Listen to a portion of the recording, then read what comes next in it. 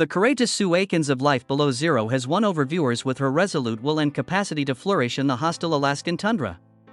In reality, though, what obstacles has she encountered off camera?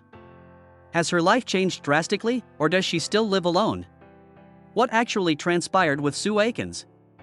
Let's investigate. Fame came to Life Below Zero cast member Sue Aikens for her remarkable resilience. A documentary series following the daily struggles of Alaskan natives in some of the world's most inhospitable environments. Aikens has endured brutal winters and close encounters with wildlife while residing at Kavic River Camp, which is more than 300 miles north of the Arctic Circle. In 2007, she miraculously survived a bear assault, which was both a terrible and extraordinary occurrence. Sue is no stranger to peril in her life as an Alaskan resident, but this event tested her to the breaking point. Around this time, Sue had stopped at a lonely gas station close to Kavic, in a barren region far from any settlements or assistance.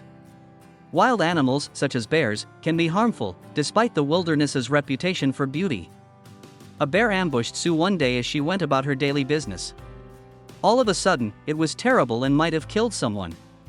Deep bite marks on her skull and seriously injured her body were left behind as the bear mauled her. She had her hips dislocated by the impact of the assault, leading to unbearable agony and extreme immobility. Sue, though, is an absolute fighter. She knew she had to move swiftly to save herself, even if the agony was beyond comprehension. In spite of her crippling hip pain, she forded a river. With her wounds and the threat all around her, this was no picnic. After crossing over, she finally saw the animal that had mauled her. She gathered her courage and killed the animal with a shot, making sure it wouldn't launch another assault. Well, would you believe it? Things got worse from there. It was far from somewhere that Sue could get assistance. Although she was able to make a distress call, relief took some time to arrive due to the remote location. She was abandoned for an extraordinary 10 days, hurt and alone. That's difficult. She had to push through the agony of her wounds while facing the brutal outdoors and the continual danger of future animal encounters. Her resilience and innate ability to survive allowed her to stay alive. After 10 agonizing days, rescuers were able to get Sue to a safe place and offer her the medical treatment she needed. She suffered serious injuries, but her determination was unwavering. The fact that Sue managed to escape this terrifying ordeal demonstrates how strong she is. Sue Aikens was a genuine forest fighter, and the bear attack was just one of many events that contributed to that reputation. It demonstrates not only her physical power but also her mental toughness and capacity to remain calm under pressure. Susan believes that familiarity with the landscape is just one component of being able to survive in the wild. It's about being true to who you are and having the fortitude to persevere through tough times. There is beauty and brutality in the Alaskan wilderness. Sue Aikens sees more than just animals as potential threats. As lethal, if not more so, than the terrain itself, the weather here is merciless. One of the most riveting survival stories told by Sue takes place during a period when she had to contend with 900 pounds of supplies to her camp in sub-zero temperatures, all the while a wolf pack lurked nearby, waiting for her to make a mistake. Sue was carrying vital supplies back to her isolated camp on this specific day. There was a hitch with these life-saving supplies. The weather worsened, and the plane was unable to land near the camp in time to deliver her. Stranded at the periphery, she had no idea where she was going. Now she had the daunting challenge of determining how to transport 900 pounds of equipment over the treacherous, icy terrain to a safe location. Time was of the essence for Sue. She was ill-prepared for prolonged exposure to the freezing weather. Even worse, she had been detected by a group of wolves. While waiting for an opening, the wolf hovered just out of reach. If Sue exhibited any indication of vulnerability, she knew they would attack without hesitation. Sue, hell-bent on bringing her camping gear to camp, set out to drag, push, and lug the hefty stuff over the snowy terrain. It was a struggle at every turn. The ice ground was treacherous and unforgiving, and the burden of the goods made every step tiresome. Her hands hurt from the cold, her muscles ached from the exertion, and the wolves' intense stares made her feel like she couldn't afford to let herself be defeated. Sue poured her heart and soul into it for hours, but weariness eventually won out. She felt her power dwindle as the chill penetrated her bones. At some point, she reached a breaking point, when her entire being begged her to quit. "I could have quit so much easier. No one else was around, and she was confronted with what felt like an insurmountable challenge. Sue Aikens' determination to keep going no matter how bad things get is one of her distinguishing characteristics. Sue delved deeply at that period of uncertainty. She reflected on all the things she had managed to survive so far. A myriad of difficulties, including bear assaults, injuries, and more. There was no way she was going to give up, she told herself. Painfully, but slowly, she continued to move. Despite being cold, exhausted, and terrified of the wolves circling her, she persisted. Little by little, she drew her supplies closer to camp. After what seemed like an endless amount of time, Sue finally succeeded. Because she arrived at camp with her supplies, the wolves were unable to catch her. Despite being physically and mentally drained, she persevered through one of the most hostile settings on the planet, demonstrating once again the power of her resolve and resilience. The brutal Alaskan environment and, unexpectedly, life in front of the camera, both provide formidable obstacles in Sue Aikens' existence. She became embroiled in a high-profile litigation involving the creators of Life Below Zero in 2017. This wasn't your average courtroom dispute. It was a case that showed how reality TV can have a dark side, when real people's lives are put at risk for dramatic purposes. The complaint, which was filed in an Alaska federal court, revealed disturbing details about what Sue asserted was going on in the background. Her claims center on producers who, she claims, forced her into risky circumstances in order to get more dramatic shots for the show. Out of all the terrifying and potentially fatal incidents, one stuck out. According to Sue, a producer insisted that she race 600 miles per hour across a frozen river on her snow machine, which is similar to a snowmobile. This sounds like it may lead to disaster for anyone familiar with Alaska's dangerous weather. Indeed, it was the result. In a terrifying crash, Sue was forcefully ejected from the snow machine after she lost control of it. She lay in the snow, badly hurt, after the collision. She said the BBC crew delayed her rescue, even though she expected them to step in and help.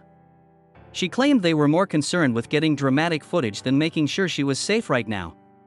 Sue felt shackled by her contract, which was brought to light in the litigation. She said the conditions were so demanding and harsh that she felt she had to comply with the producers' every demand, regardless of the risk to her safety. The extreme pressure and responsibilities laid out in the contract, she maintained, made it impossible to refuse their demands. There was more to Sue Aikens' legal dispute with Life Below Zero's creators than a risky stunt and a postponed rescue. The conditions of her contract were intricately related to it. It included clauses that effectively shielded the BBC and the producers of the show from any liability in the event that anything occurred to Sue during filming. Sue had already signed a release absolving the BBC of all responsibility for any injuries or deaths that may have occurred on set. Sue further recognized her understanding of the hazards associated with the show's participation by signing this. Activities, such as going in all-terrain vehicles in severe weather, could cause Sue to incur major injuries or perhaps death, as stated in the contract. The precise words spoken were terrifying. If Sue were hurt or put in danger during filming, she would have had limited legal recourse because of this.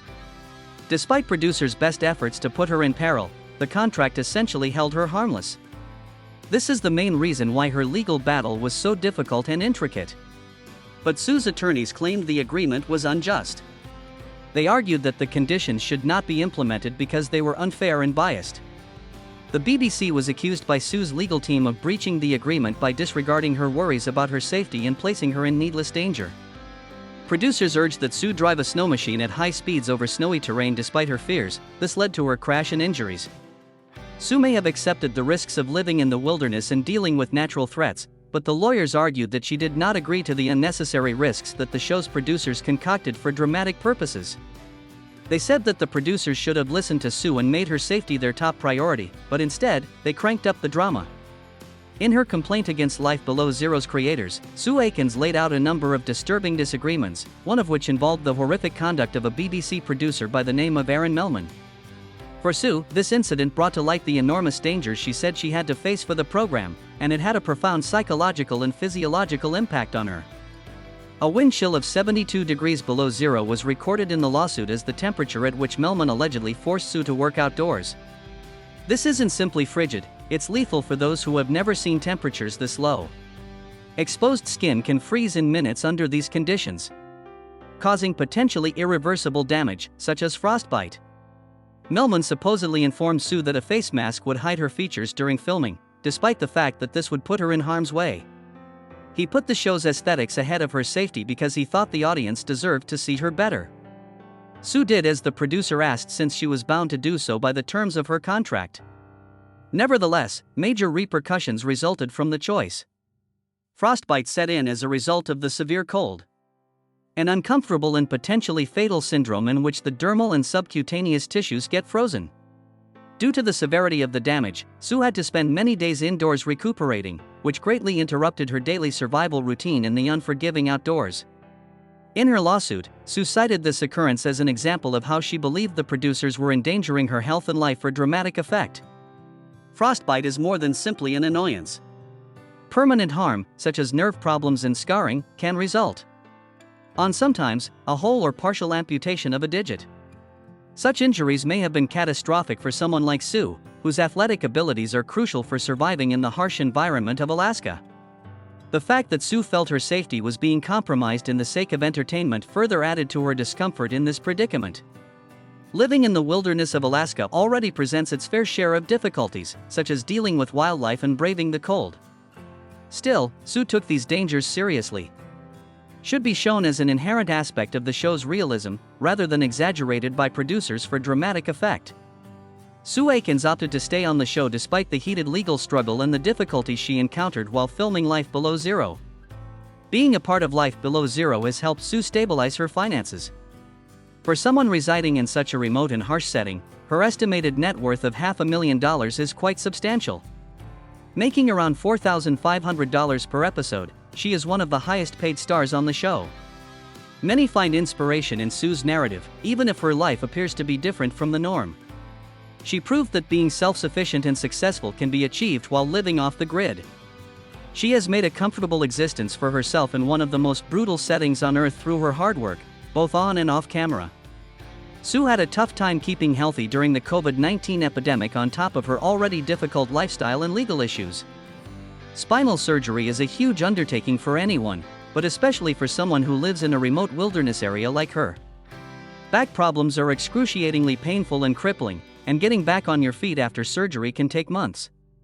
Because Sue finds strength in her autonomy and resilience when faced with adversity, this time was particularly trying for her. Because she had to take it easy and rely on others while she recovered from her major surgery, she is not accustomed to doing either of those things. But her resiliency and resolve were on full display once again. She kept up her appearances on the show and her lifestyle even after she recovered. In October of 2024, the 23rd season of Life Below Zero debuted. Nonetheless, two of the show's famous actors, together with Agnes Hailstone, surprised viewers with some news.